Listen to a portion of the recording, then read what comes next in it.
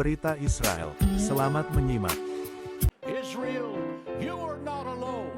Deja vu, I just been in this place before. Higher on the street and I know it's my time to go. לא ינום ולא יישן שומר ישראל, למען ציון לא יחשה.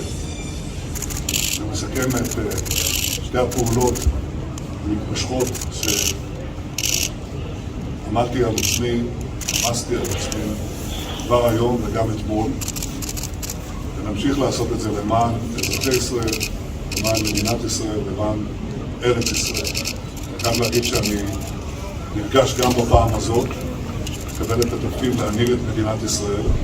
אני בא כאן לסיום מחצתנו, לגעת באבני הכותל ולזכור שמוטלת עלינו לשמור על מורשת הדורות ולהבטיח את עתידנו גם לדורות הבאים. וכך נעשה. Netanyahu dan istrinya Sarah mengunjungi tembok barat untuk menandai kemenangan pemilu. Perdana Menteri menempatkan catatan di antara batu-batu kuno, menyatakan tugas untuk melestarikan warisan, yaitu warisan Yahudi. Perdana Menteri Benyamin Netanyahu dan istrinya, Sarah, mengunjungi tembok barat di kota tua Yerusalem pada Minggu malam untuk menandai kembalinya dia berkuasa setelah pemerintahan barunya dilantik pada tahun 2022.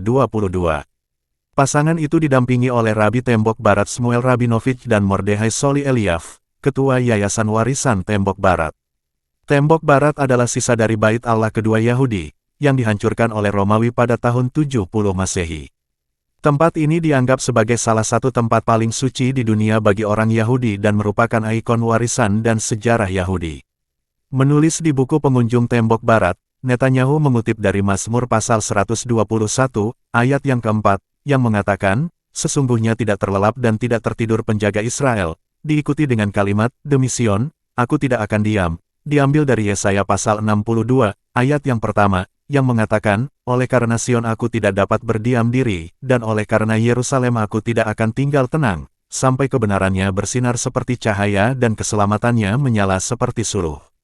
Ini merangkum dua tindakan berkelanjutan yang saya ambil sendiri, katanya dalam pernyataan singkat. Netanyahu mengatakan dia akan terus berusaha, demi warga Israel, negara Israel dan tanah Israel.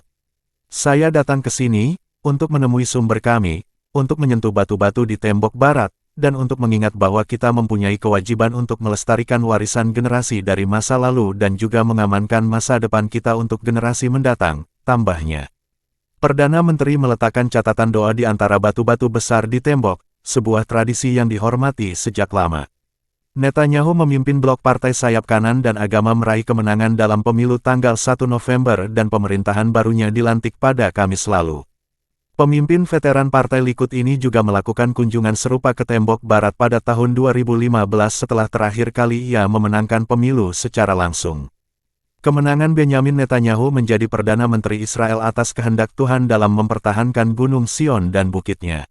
Yesaya pasal 31, ayat yang keempat mengatakan, sebab beginilah firman Tuhan kepadaku, seperti seekor singa atau singa muda menggeram untuk mempertahankan mangsanya, dan tidak terkejut mendengar teriakan seluruh pasukan gembala yang dikerahkan melawan dia, dan tidak mengalah terhadap keributan mereka, demikianlah Tuhan semesta alam akan turun berperang untuk mempertahankan Gunung Sion dan bukitnya. Jadi, sekarang Tuhan sedang mengamuk membasmi Hamas lewat Israel dan Perdana Menteri pilihan Tuhan, Benyamin Netanyahu.